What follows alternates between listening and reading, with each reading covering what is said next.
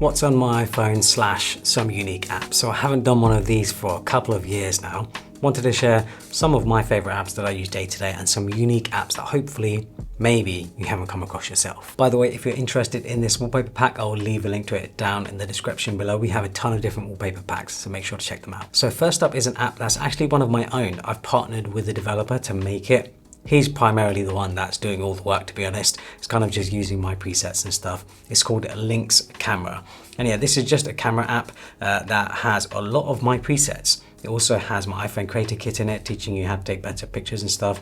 And yeah, we have a bunch of presets in here. Hans, who is the developer of this app, has done an incredible job of just making this app look pretty unique. It's not like other camera apps out there. There's a lot of functionality and a lot of options and stuff that you can mess around with to get really good quality images.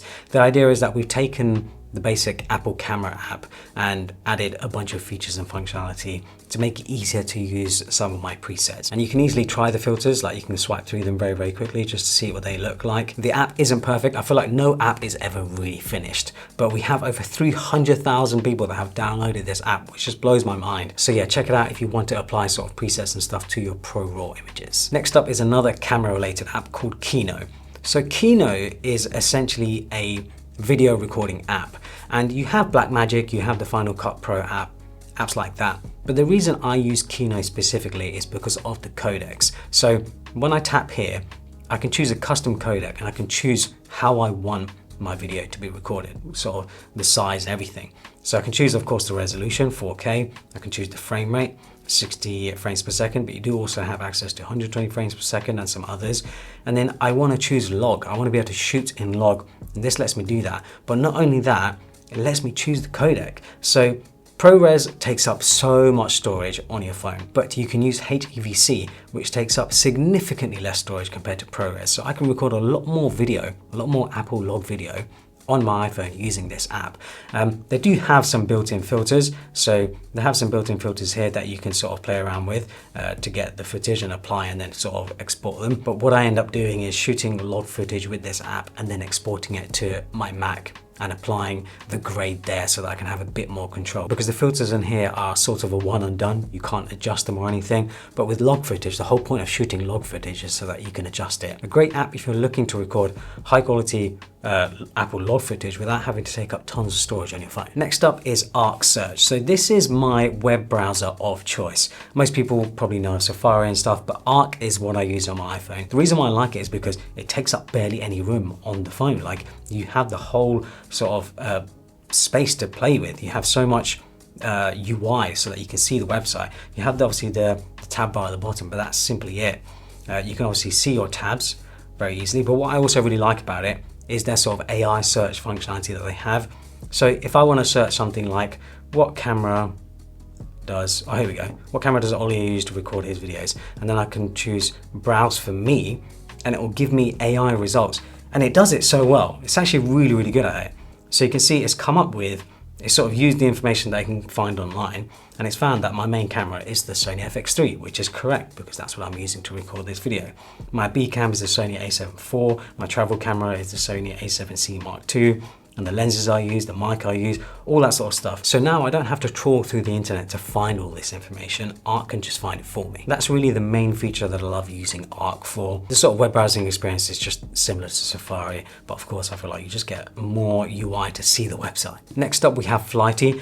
So I think quite a few people will already know of Flighty, but it is such a good app if you're someone who travels. But what I like about Flighty is that it gives you information before even the screens that you see in the airport and from the sort of airline apps. So I found that Flighty gives me the gate number, the times and stuff like that before even the airlines do. So I can see if there's an upcoming delay before the airlines let me know.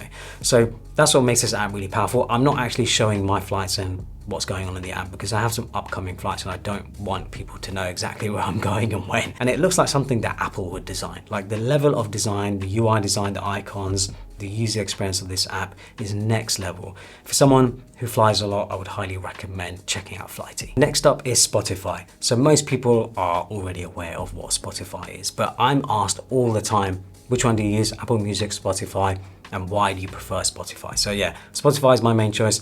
And the main reason why is because I've been using Spotify well before Apple Music was a thing. So all of my information, all of my playlists, my sort of history, the algorithm, all of that is now on Spotify. And Spotify's algorithm is absolutely bang on. Their Discover Weekly functionality, the ability to sort of give you music, new music that you might like, is unmatched. Apple Music doesn't even come close when it comes to Discover Weekly. I always find new songs that I like through Discover Weekly, new artists that I've never heard of through Discover Weekly. I also really like the radio functionality. So if I find an artist that I like or a song that I like, I can use the sort of radio function to find other similar music and stuff. It's so good because again, it helps me find music that I might not have listened to before. The DJ function as well that they have, the AI DJ thing, is cool because it can mix up your music. So it can play music that you are maybe playing from a certain era, certain time. It can play similar music to what you've been playing recently. It really is just well done. Spotify clearly just take a lot more, so they put in a lot more attention to detail to have people coming back and using Spotify. I think I'm in like the top 1% of listeners as well on Spotify in like worldwide because I use it that much. Spark. So I'm not going to go into Spark, but Spark is basically just an email management app. I have like 20 different inboxes. I put everything in there. I won't go into it, but Spark for me, I feel like if you have multiple inboxes that you need to manage, I would highly recommend Spark. Their subscription as well is very cheap, but I think their free plan can let you do most things anyway. Grock. So this is something that I didn't even think that I would use until a friend recommended it to me, and it's for one specific feature, and it's the ability to use the voice functionality that pretty much every single AI app has, but it transcribes as you speak. So ChatGPT does have a sort of feature to transcribe, but it doesn't do it both ways. And what I like with Grock is that I can talk to it, but it will tell me, or it will show me what I've said. I can see if it's made any errors, and then when it talks back to me, it obviously talks back to me with voice, but then I can also read what it said as well. And that makes life so much easier. So just a quick demo. I'm traveling to Tokyo in a couple of weeks. I'm staying in Ginza. Can you give me some restaurant recommendations that don't have any raw fish and don't have any raw chicken? Sure. In Ginza, you've got tons without raw anything. For tempura, hit rare tendon Ginza Mitsuyoshi. Crispy fried shrimp and veggies over rice. No rip. So yeah, as you can see, it's written everything out for me, but it's also saying it back to me. I can also see what I've said. This is really good when I want to do something technical, when I'm saying something technical, because I want to make sure that Grock has got it right, the AI has got it right.